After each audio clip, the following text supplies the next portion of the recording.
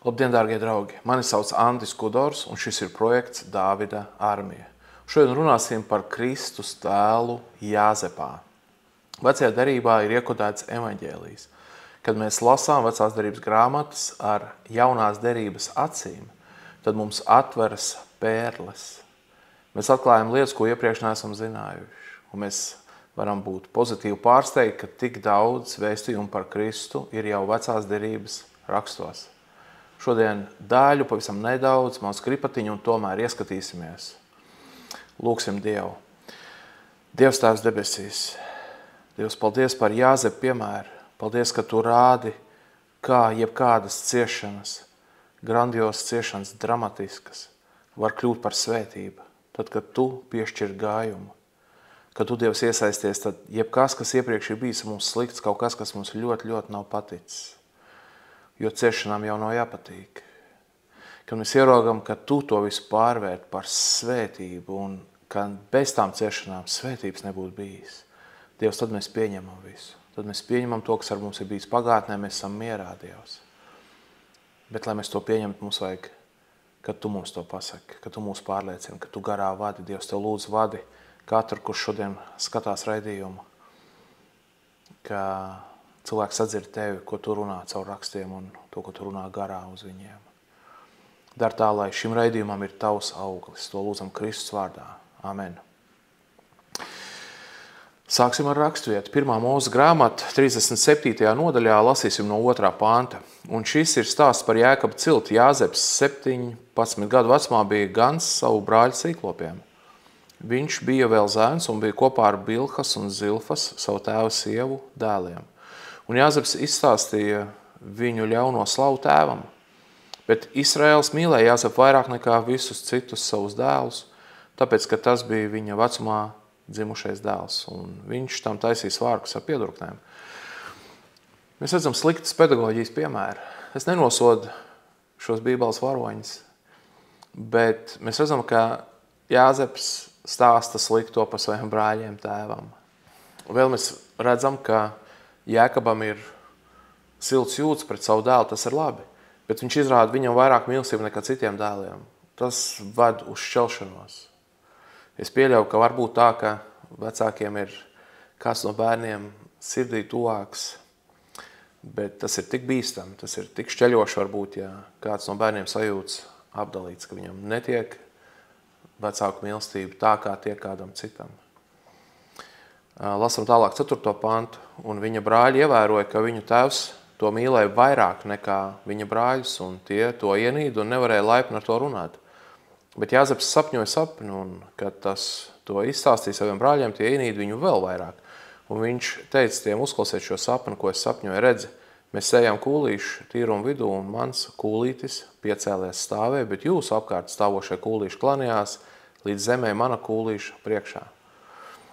Nu, brāļiem tā jau grūti, un tad Jāzeps izstāst vēl sapni par to, ka pienāks brīdis, kad viņa brāļi klanīsies viņam. Tā bija tikai patiesība, un tas bija pravietojums, un tas bija no Dieva. Bet kur te ir šī sliktā pedagoģija, sliktā audzināšana, ja, ka brāļi ievēro, ka tēvs mīl Jāzepu vairāk nekā viņas. Un tā tīri tādā cilvēciskā vērtējumā tad mēs vienkārši redzam kļūdu, ka tā nevajadzētu darīt, bet aiz tā stāv Dieva nolūks. Tas, ko mēs šodien akcentēsim, kas ir viena no esencēm šim, ka cilvēku rīcības nepareizība, tātad ļaunu rīcību pat Dievs pārvērš par svētību. Viņam ir tāda vara. Un tas, ka Jēkabs, kas ir Izraēls, kas ir 12 cilšu ciltstēvs, izrāda sevišķu uzmanību vienam no dēliem. Te mēs redzam garīgo līdzību. Ar to, ka Dievs izrāda žēlastību, kā mēs lasām, kā Pāvils skaidro, ka Jēkabu es mīlēju, Ēsavu es ienīdu, un Pāvils skaidro Dieva izvēles pareizību un viņa kā suverēna valdnieka tiesības izrādīt žēlastību, kam viņš vēlas. Un tā ir Dieva prerogatīva. Viņam ir tiesības, viņš nekļūdās. Nevajag domāt, ka žēlastība ir kaut kas, kas pienākās. Žēlastība tāpēc jau ir žēlastība, ka viņa principā nepienākās. Nevajag jaukt taisnīgumu ar žēlastību. taisnīgums pienākās. Zobs pret zobu, acs pret aci ir taisnīgi. Mēs gribam ko vairāk. Es vēlos žēlastību no Dieva, jo es negribu zobs pret zobu. Es negribu, ka man ieiešana debesīs būs saistīta tad ar to, vai es izdarīju darbus vai neizdarīju pietiekam darbus. Kur ir saraksts tavai pestīšanai? Visus darbus izdarīju, tiešām visus. Ja nu kāds trūks, es ceru uz Dieva žēlastību. Tāpēc es mācos tad arī citiem izrādīt žēlastību. Bet taisnīgumu nevajag jaukt, un tāpēc Dievs, kad piešķir žēlastību, viņš kā suverēns valdnieks izlemj. Lasam tālāk, 8. pantā. Un viņa brāļi sacītam, vai tiešām tu būsi mūsu ķēniņš, vai tu valdīdams valdīs pār mums? Un viņi turpmāk to ienīt vēl vairāk, gan to sapņu, gan to vārdu dēļ. Vēlāk viņš sapņoja vēl vienu sapni un stāstīja arī to saviem brāļiem. Reiz es sapņoju vēl vienu sapni un lūk saulu un mēnesis un 11 zvaigznes klanījās manā priekšā. Vēl trakāk. Viņš saka, ne tikai 11 zvaigznes, tātad ne tikai brāļi, bet arī viņa tēvs Israels. Viņa tēvs Jēkabs arī klanīsies viņa priekšā. Visa Ēģipte būs principā pakļauta Jāzepam. Visa radība. Viņš demonstrē Kristu. Mēs redzam piemēru ar Jēzu Kristu, viņa attēlu jau Jāzepā. Marka evaņģēlijas 15:10, jo viņš zināja, ka augstie priesteri to bija nodevuši aiz skaudības. Tātad aiz skaudības. Mēs redzam, ka Jāzeps runā patiesību. Kūlīši klanīsies. Tā Dievs ir paredzējis. Mācamies pazemību. Vienam Dievs iedevis vairāk, vienam mazāk. Dievs rīkojas taisnīgi. Esam pateicīgi par to, ko Dievs mums ir iedevis. Neapskaužam. Mēs pie tam nezinām komplektu, kas tam cilvēkam dzīvē ir. Varbūt viņam ir, lepna māja un automašīna un vēl kas. Varbūt laba karjera, bet varbūt viņš rauc pilvenā naktī. Varbūt viņam ir attiecības ar bērniem slikts. Varbūt ar sievu ir slikts attiecības un tā tālāk. Neapskaužam. Mēs pirmkārt nezinām komplektu, kas viņam vēl tur ir tajā liktenī. Otrkārt, ja tur viss pat labi ir, Dievs ir tā izlēmis. Jā, esam pazemīgi, pieņemam, nekļūstam kā Kains, nekļūstam kā Jāzepa brāļi. Lasam 1. Mūzes 3:7-18, kad viņi to iztālēm ieraudzīja un pirms tas viņus bija sasniedzis, viņi sarunājās to nokaut. Un viņi citam sacīja, lūk, tur nāk tas lielais sapņotais. Nokausim viņu un iemetīsim to kādā no bedrēm un sacīsim, plēsīgs zvērs to ir aprījis, tad mēs gan redzēsim, kas būs ar viņu sapņiem. Te ir līdzīga zaimošana, kā bija par Jēzu. Ja tu esi Dieva dēls, nokāp no krusta, glāb sevi. Redzēsim, kas būs ar sapņiem. Tātad, tu redzēji to sapnī? Tūlīt mēs kaut ko izdarīsim, redzēsim, vai tas piepildīsies. Līdzīgi bija ar Jēzu. Un tātad, ja tu esi glābējis, tad glābi sevi, nokāp no krusta. Tā bija zaimošana. Tā ir nepaļaušanās uz Dievu. Un te ir līdzīgi. Arī šī aspektā Jāzeps viņa brāļi demonstrē Jēzu un Izraēliešu. 26. pāns. Tad Jūda sacīja saviem brāļiem, ko tas mums dod, ka mēs savu brāli nokojam un viņa asins izlejam, iesim pārdosim to izmēliešiem. Tad mēs savus rokas tam nebūsim pielikuši, jo viņš taču ir mūsu brālis un mūsu miesa. Un viņa brāļi tam paklausīja. Un garām gāja midjāniešu tirgotāji, tad brāļi izvilka un izcēla Jāzepu no bedres ārā un pārdeva Jāzepu izmēliešiem par 20 sudraba seķeļiem, un tie aizved Jāzepu uz Ēģipti. Te ir līdzības ar Jēzu Kristu. Pirmkārt, Jūda ir tas, kas saka pārdosim, bet tad nebija Jūda no Jēzus mācekļiem, kas izlēma pārdot. Un ko par sudrabu? Jā, te nesakrīt tie cipari, te nav tik būtīgi. Pati būtība ir svarīga. Tas nav tik būtiski. Jo svarīgāk ir būtība, ka tiek pārdots par sudrabu. Un kam tiek atdots izmēliešiem? Tātad tie ir tie, kas ir miesā. Izmēlieši. Tātad tas ir līdzība ar to, ka tie nav kā Īzāks, kas ir apsolījuma bērns. Šie nav tie, par kuriem ir par derību runāts. Pāvils saka derība. Un Dievs pats saka Ābrahama, ka derību viņš slēdz ar Īzāku dzimumu. Jā, un tātad te ir atdot kam? Kāda ir doma šeit izmēlēšana svešajiem? Atdot miesīgajiem. Mateja evaņģēlijas 26:14. Tad viens no 12 saukts Jūda izkarots nogāja pie augstiem priesteriem un sacīja, ko jūs man dosiet, es jums viņu nodošu. Un viņi iedeva tam 30 sudraba gabalus. Tātad te ir tas attēls, es rādu, kā tas piepildās pēc tam jaunajā derībā, kas jau vecajā derībā ir simboliski iekodēts. 1. Mūzes grāmata 39:1. Bet Jāzeps tika novests uz Ēģiptu, un Eģiptietis Potifars, faraona galva vīrs, sardzes priekšnieks to nopirka un no izmēliešiem, kas viņu tur bija noveduši. Jā, tātad atdod svešajiem. Kam viņa brāļi, ebreji, Jēzu atdod? Romiešiem. Tie ir līdzīgi. Tātad atdod kam? Romiešiem, svešajiem. Uz Ēģipti, eģiptiešiem. Tātad tiem, kas ir pasaulīgi cilvēki. Viņi iemet cietumā 1. Mūzes 3.9, 20, un Jāzeba kungs paņēma to un iemet cietumā vietā, kur ķēniņi apcietināti tika apsargāti, un viņš atradās tur cietumā. Tātad, kāpēc viņš nonāca cietumā? Tāpēc, ka viņu nepatiesi apsūdzēja šī eģiptieša sieva. Viņa teica, ka viņš ir uzmācies, gribējis tur tātad pārkāpt laulību, viņa bija precēta sieva, tie bija meli. Jēzus arī nepatiesi apsūdz un nogalina. Un viņš kur nonāk? Viņš nonāk cietumā. 1. Pētera vēstule 3.18, jo arī Kristus ir vienreiz grēku dēļ miris, taisnais par netaisniem, lai jūs pievest Dievam. Nonāvēts gan miesā, bet dzīvs darīts garā. Tanī viņš ir nogājis un arī sludinājis gariem cietumā, kas kādreiz bija nepaklausīgi, kad Dieva pacietība nogaidīja Noās dienās, kad taisīja šķirstu, kur izglābās nedaudz, proti 8 dvēseles cauri ūdenim. Te ir teikts, tanī viņš ir nogājis un arī sludinājis gariem cietumā. Jēzus ir nogājis cietumā. Jāzeps arī bija cietumā un runāja tur ar cilvēkiem.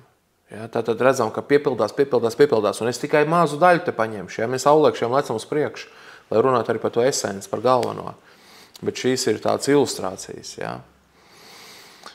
1. Mūzes 48, un tie tam atbildēja, mēs redzējām sapni, bet nav neviena, kas to izskaidrot, tad Jāzeps sacīja viņiem, vai Dievam nepiedaras izskaidrot, pastāstiet taču man. Tātad viņiem ir praviešu gars. Viņš saka, vai Dievam nepiedienas izskaidrot. Tur ir maiznieks, kas dod ēdienu faraonam, un tur ir vīnzinis, tas, kurš dod vīnu. Tie nav vienkārši kalpi, tie ir kalpi ļoti augstā atbildīgā amatā, tāpēc, ka viņi var noindēt faraonu, un viņiem jābūt ļoti uzticamiem. Pirmkārt, arī tam ēdienu kvalitātei jābūt vīna kvalitātei, bet te ir runa arī par drošību, par dzīvības saglabāšanu. Un viņi nonāk cietumā. Un viņi redz abi divus sapņus. Vienam ir pozitīvs sapnis tur par vīnoglāju, par vīnu. Otram ir par maizi, par grozu uz galvas, kur kraukļi tad knābā, tātad negatīvs sapnis. Un Jāzeps praviešu garā izskaidro. Un Jēzu, mēs zinām par Jēzu, kas ir teikts, ka viņam arī bija praviešu gars. Protams, Jēzu bija visa pilnība. Visa svētā gara pilnība. Tātad mums var būt kaut kas pa vienam, pa divām, pa cik dāvanām no Dieva, bet Jēzu viss. Jo viņš demonstrē Dieva tēva pilnību. Un viņš zināja, ja kāds kaut ko runāja par citiem, Jēzus neusticējās, tur teikt, jo viņš zināja, kas katrā cilvēkā ir. Nevienam nevajadzēja neko runāt, Jēzus pats zināja to visu. Tātad te ir līdzīgi, ir ar Jāzepu kaut kādā mērā, nepilnā mērā. 1. Mūzes 41.14, un faraons lika attaicināt Jāzepu un liktam steigšu atstāt cietumu. Un tas noskuvās, apmainīja savas drēbes un nāca pie faraona. Tātad Jāzeps iziet no cietuma, un viņš iziet jaunās, tīrās drēbēs. Ticu, ka tas ir simbols Jēzum, kurš iziet no cietuma, viņš augšām ceļas. Un viņš ir apskaidrotā miesā. Ticu, ka šis ir par to pašu.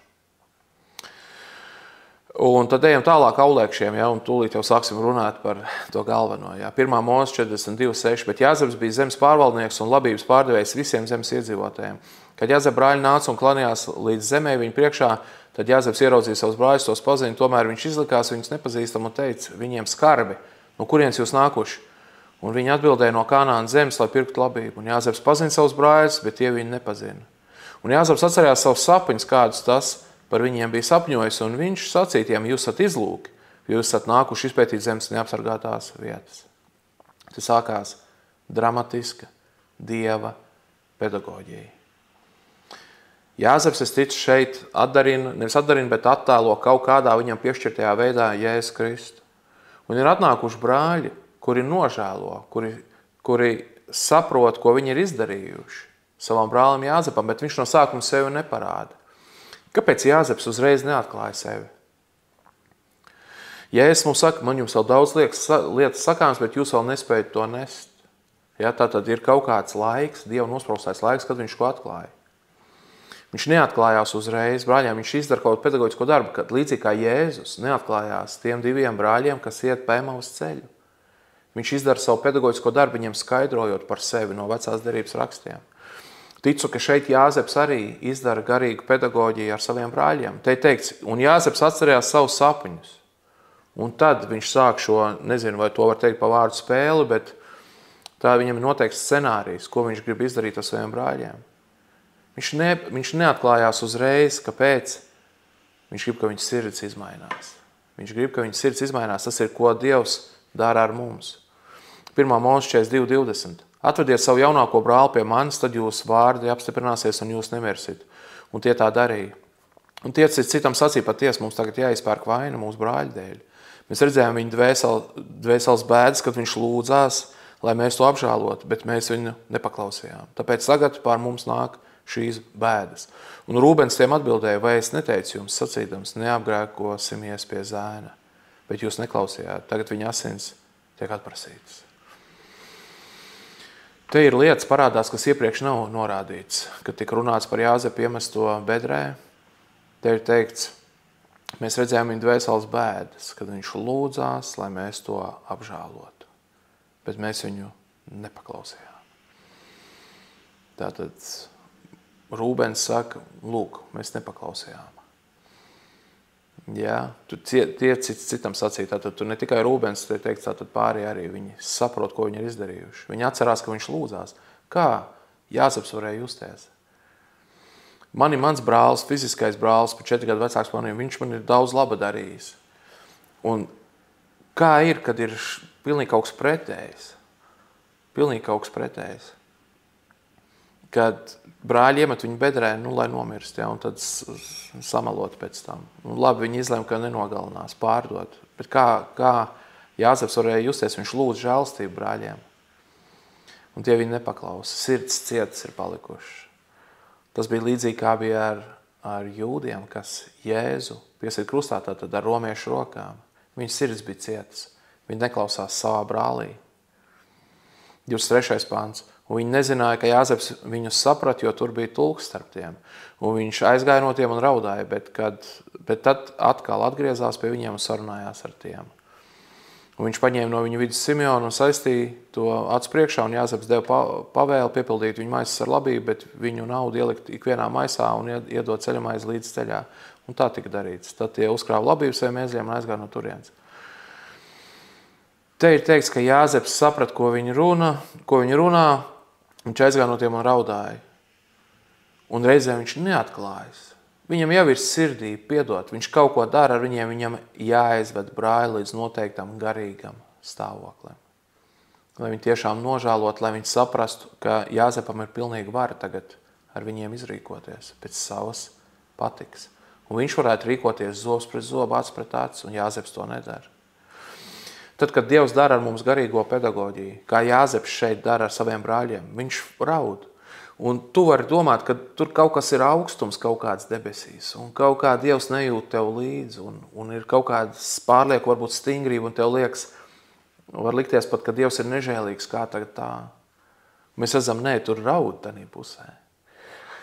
Kad man viens brālis Kristu izstāstīja, kad viņš pirmo reizi savu bērnu sodīja, kā Bībelē paredzēts par nepareizām lietām, viņš apraudājās. Viņa bērns raudāja, viņš pats raudāja. Jā, te ir līdzīgi, te ir, kad Dievs tevi kaut ko dara un ar kaut kādu to, kas notiek ap tevi.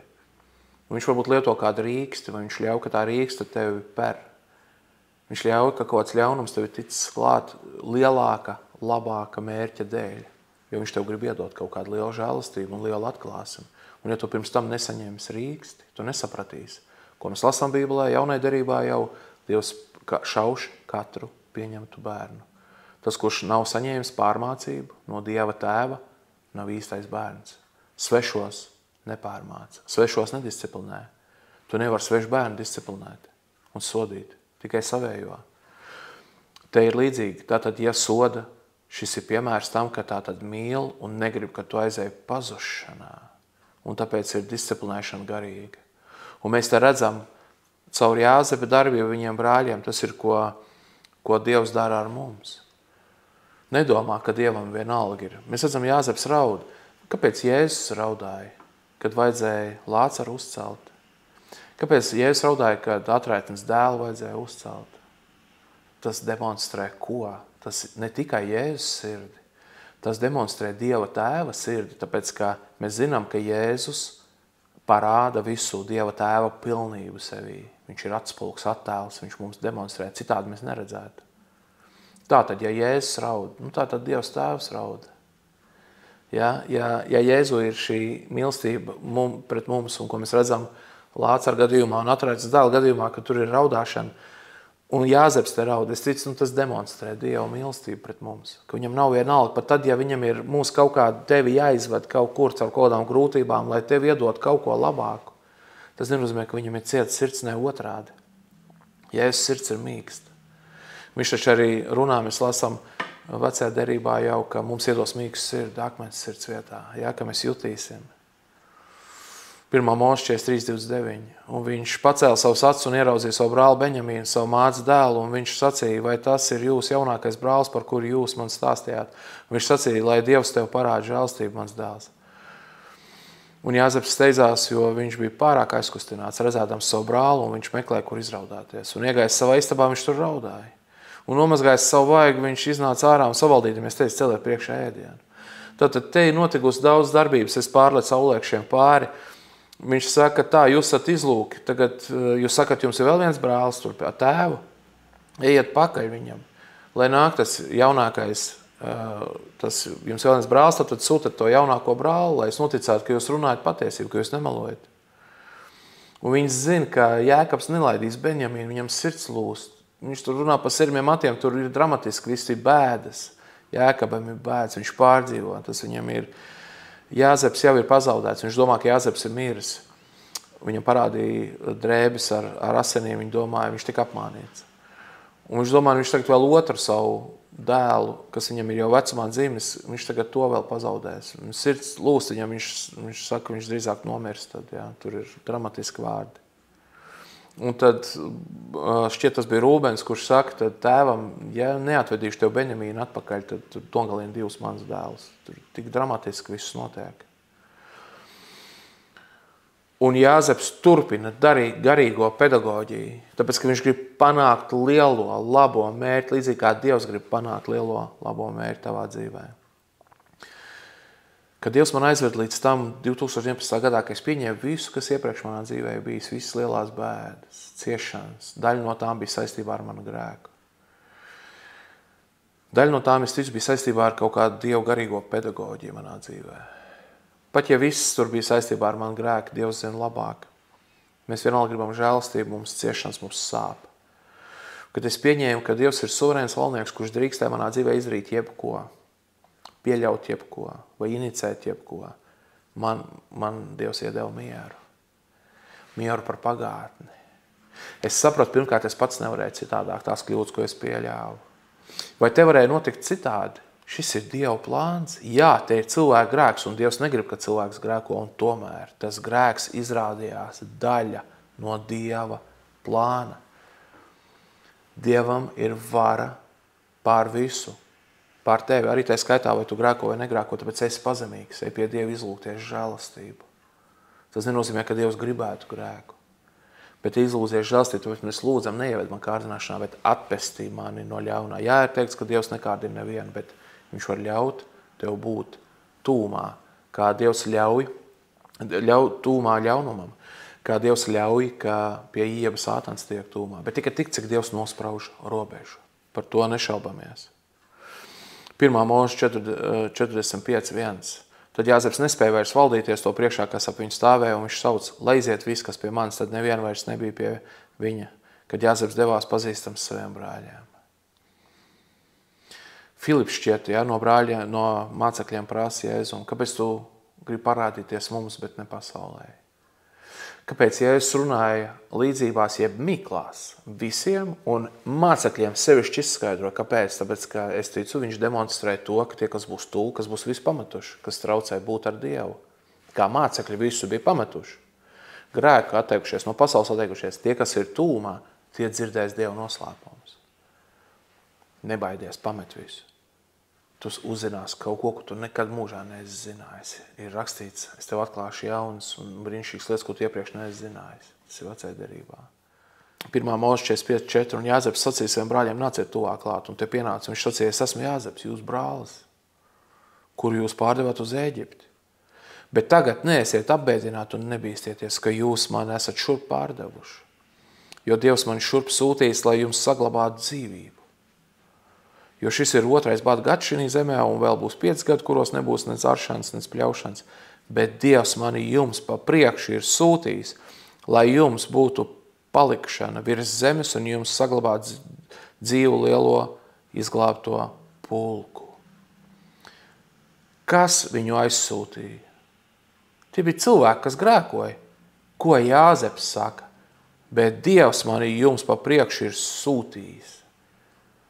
Dievs ir tik varens, ka viņš var izmantot pat cilvēku grēku savā labā un cilvēku labā, savu bērnu labā. Viņš var izmantot to grēku, ko cilvēks saražo. Viņam ir absolūta vara. Kad es Amerikā sēdēju uz vienu soliņu un lūdzu Dievu, tas bija pirms dažiem gadiem, un sapratu par vienu noteiktu sfēru savā dzīvē. Par to, kā es biju veidojis attiecības ar pretējo dzimumu, un kā man tur bija gājis, kā man nebija gājis, un tur bija daudz grēka. Tur bija netiklība, tur bija laulības pārkāpšana. Kad es atskatījos caur visu, un es sapratu, kā tas ir ietekmējis man dzīvi vēlāk, es saņēmu atklāsmi, es pieņēmu no Dieva, ka es nevarēju citādi. Un te bauslības ir sāk uztraukties, kā tā, tu noņem atbildību, es nenoņem nekādu atbildību, jā. Tas, ka es saku, es nevarēju, tas iet kopā ar to, ka tā vienalga bija mana atbildība. Es nenoņēmu savu atbildību par grēkošanu, negrēkošanu. Kopš Ādama krišanas neviens cilvēks nav spējīgs miesā negrēkot, tikai svētajā garā, tātad tikai Dieva žēlastībā un tikai Dieva vadībā. Tas nozīmē, es varēju vai nevarēju nenokrist. Es saku, es nevarēju. Ar to es necik neattaisnoju. Man ir žēl, par to grēku es nodarīju sāpes cilvēkiem. Man ir žēl. Tā ir mana atbildība. Un vienlaikus es saku, es nevarēju. Caur šo Dieva miers nāk, un caur šo mēs iemācāmies īsto varēšanu, kas nāk no Dieva, no augšienes. Dzīvības maize nenāk no tevis un no manis. Viņa nāk no augšienes. Un viņa dod dzīvību un spēku un varēšanu izdarīt to, ko Dievs grib. Tad, kad tiek runāts par jauno derību, tiek runāts par brīnumu, ka sirds tiks nomainīts, cietās sirds vietā tiks ielikt mīkstā sirds, un uz sirds plāksnē būs ierakstīta bauslība, tātad mēs viņu spēsim un gribēsim izpildīt. Bet tas nav no mums, mēs paši netaisām sirds operāciju. Kā tu pateiksi alkoholiķiem vai narkomāniem vai azartspēju atkarībām, kurš ir pilnīgi apsēsti atkarībā, ka viņam vienkārši jāsaņemās? Es biju tur. Tas būtu it kā, ka viņš varētu to izdarīt. Nē, es nevarēju. Es izglābot? Nē, es nekur neizglābos. Man Dievs izglāba. Es liecinu par Dievu brīnumaino darbu manā dzīvē. Viņš man izglāba. Un izglābs tev, un varbūt tu klausies tev, un tu jau esi izglābts. Mēs tad pagodinām Dievu, mēs atzīstam, ka mēs nevarējām. Un tā nav atbildības noņemšana. Tā, kas nav noticējuši pestīšanai ticībā, un nav noticējuši tam, ka rakstvietē, kur Jēzus saka, pēc manis jūs nenieki nespējat, tie tad strīdās ar šo. Tie, kas šo pieņem, tie saņem brīnumainu atpestīšanu, tie staigā brīvi, tie dabūna īsto brīvi, ja no dēls jūs darīs brīvs, jūs būsiet brīvi. Ko tad tu pats nekļūsi brīvs? Tāpēc, ka tu nevari, tāpēc, ka dēls darīs tev brīvu, tad tu būsi brīvs. Tā ir atšķirība. Tā ir atšķirība, jānodala miesīgais, miesīgā varēšana no garīgās varēšanas. Garīgā varēšana ir tikai Dievam. Un tam, ka viņš piešķir svēto garu un dod spējas izpildīt, un pats izpilda. Kristus mūsos, Pāvils saka, tas ir noslēpums. Un Jāzeps atved savu tēvu Jēkabu un stādīja priekšā to faraonu, un Jēkabs svētīja faraonu. Un faraons prasīja Jēkabam, cik daudz tev gadu? Jēkabs sacīja faraonam, man svešniecības gadi ir 130. Īs un bēdu pilni ir mani mūža gadi, un tie nesasniedz man tēvu mūža gadus viņa klejošanas laikos. Ļoti interesanta atbilde no Izraēla, jeb Jēkaba puses. Un tur taču ir episks stāsts ar Jēkabu un ar Ēsavu un ar visu dzimšanu, un ar Jēkabs nozīmē viltnieks, ja, vien vārda nozīme. Viņš vēlāk kļūst par Izraēlu, ja, par to, kurš cīnās ar Dievu, jeb kurš redz Dievu, ja, tur ir tulkojums, kurš cīnās ar Dievu. Viņa vārdā ir visi Izraēli nosaukt galā mūsdienās, vesela valsts, ja, no viņa 12 ciltis aiziet. Un kā viņš runā par sevi? Viņš runā pirmkārt pazemīgi. Viņš saka, nav man tik daudz, tik mūžs, tik garš kā maniem tēviem, ot tiem bija mūži. Un viņš saka, man svešniecības gadi ir 130. Īsi un bēdu pilni ir man mūža gadi. Īsi bēdu pilni, bet tur bija viss, tur bija arī Dieva svētība. Viņš runā tā sāpīgi, ja, un tur ir labais viņa dzīve, bet tur ir tāds, ja tu atskaties visu, ko tu lasi par Jēkabu, ja, tur ir tā episka, un kā viņš 7 gadus kalpo, un Nedabu un Rāhelu un vēl kalpo vēl 7 gadus, ja. Un visa šī kalpošana un izaicinājumi, kas bija viņa ceļā. Svešniecības gadi, es tad padomāju, varbūt viņš runā par kaut kādu kā melnrakstu. Ja? Cilvēks var justies, ka viņš ir melnrakstā. Visu laiku kaut ko atliek, kaut ko gaida, kaut kad nākotnē beidzot būs tā īstā dzīve, un tagad nav, un kaut kad būs, cerams, ka būs, un ir sajūta, ka ir melnraksts. Tad, kad Dievs tevi ieved apsolītā zemē, tas nav melnraksts vairs, tas ir tīraksts. Un no absolūtās zemes, kad tu skaties uz svešniecības gadiem, pat tie īstenībā ir tīraksts. Kāpēc? Jo tu saproti, bez tiem nebūtu šis. Bez tūkstneša nevarēja būt absolūtā zeme. Varēja būt, ja viņi uzreiz iet ticībā, bet trūka. Man arī trūka. Man vajadzēja tūkstnes. Dievs zināja to.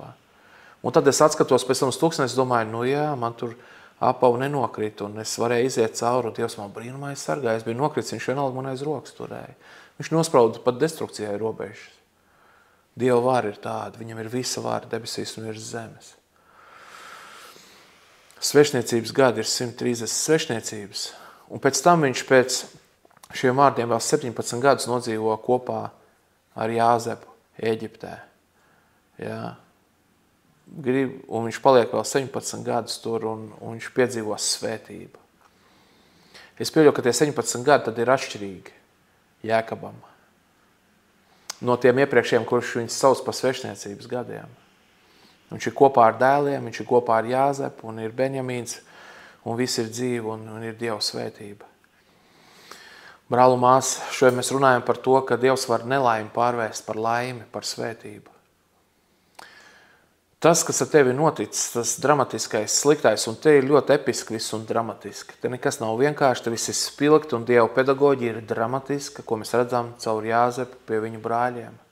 Un viņu brāļi nožēlo, un viņi vienā brīdī saka, redzi, mēs tev gribam būt vergi. Nolasīšu tomēr šo vēl, ja 1. Mūzes 50, 17. pants. Sakāt tā, Jāzepam piedod lūdzams savu brāļu pārkāpumus un viņa grēks, jo tie tev darījuši ļaunu, bet tagad piedod mums mūsu pārkāpumus tavu tēva Dieva kalpiem. Un Jāzeps raudāja, ka tie tā uz viņu runāja.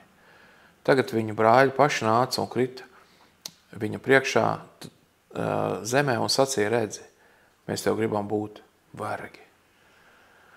17 gadi jau viņi ir kopā tur, un brāļi tomēr sašaubās, kad Izraels nomirst, Jēkabs, kad nomirst.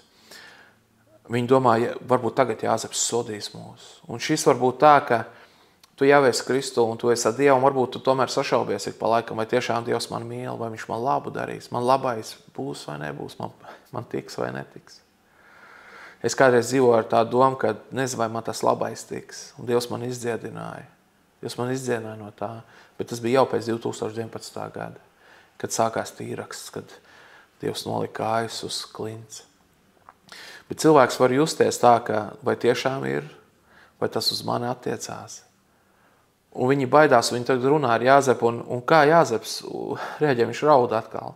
Jāzeps raudāja, ka tie uz viņu tā runāja. Viņam ir žēl brāļi.